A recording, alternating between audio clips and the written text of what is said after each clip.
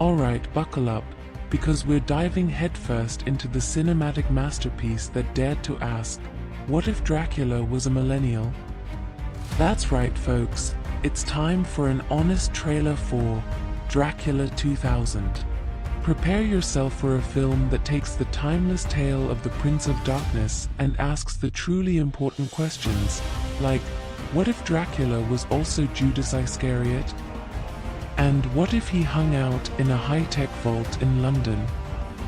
And perhaps most importantly, what if Gerard Butler had a flowing mane of hair that looked like it was styled with a leaf blower? Yes friends, this is the movie that decided the best way to update Dracula for the new millennium was to throw in a bunch of Y2K paranoia, a dash of biblical conspiracy, and a whole lot of leather trench coats.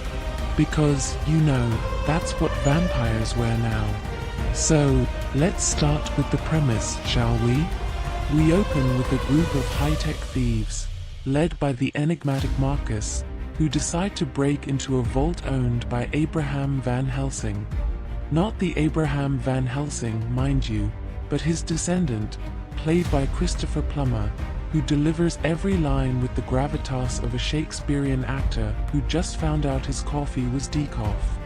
Inside this vault, they find a mysterious silver coffin, secured with all sorts of fancy locks and security measures, because apparently, the best way to keep Dracula contained is to put him in a box with a few padlocks and hope for the best.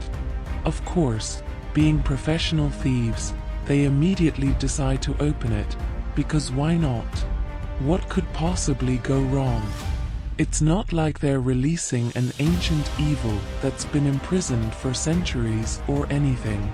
And then boom, Dracula's back, baby. But not just any Dracula.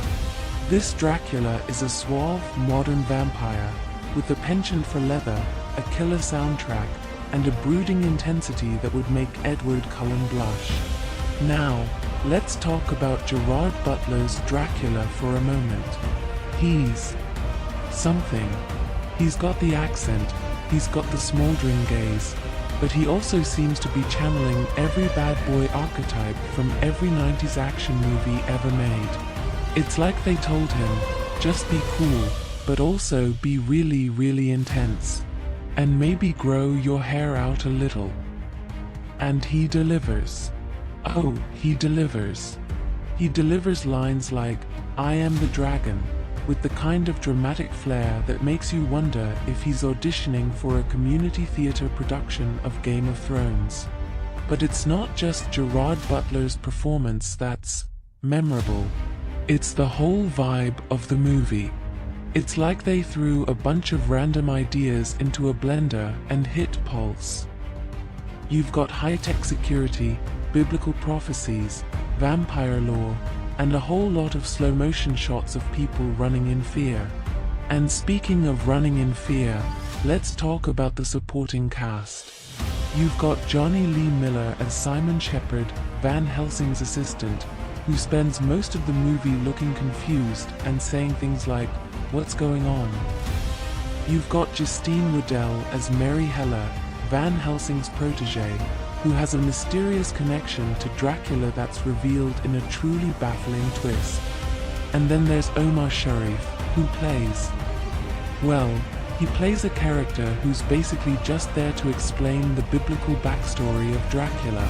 Because, you know, every vampire movie needs a lengthy exposition scene about Judas Iscariot. Yes, you heard that right. This movie decides that the best way to make Dracula interesting is to reveal that he's actually Judas Iscariot, the ultimate betrayer. Because apparently, being a vampire wasn't enough. He had to be a biblical figure too. And the explanation for this? Well, it's convoluted. Something about Judas being cursed with immortality and a thirst for blood after betraying Jesus. It's the kind of twist that makes you wonder if the writers were just making it up as they went along. But hey, at least it explains why Dracula hates silver so much. It's not just a vampire weakness, It's a personal vendetta against the metal that was used to pay him off. Now, let's talk about the special effects.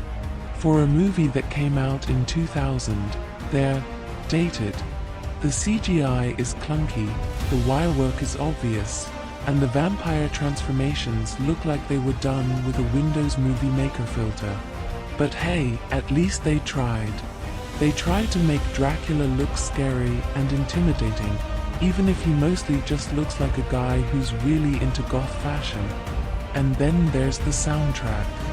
Oh, the soundtrack. It's a glorious mix of industrial rock, techno beats, and dramatic orchestral music. It's like they raided a Hot Topic and a church organist's closet and threw it all together. And you know what? It works.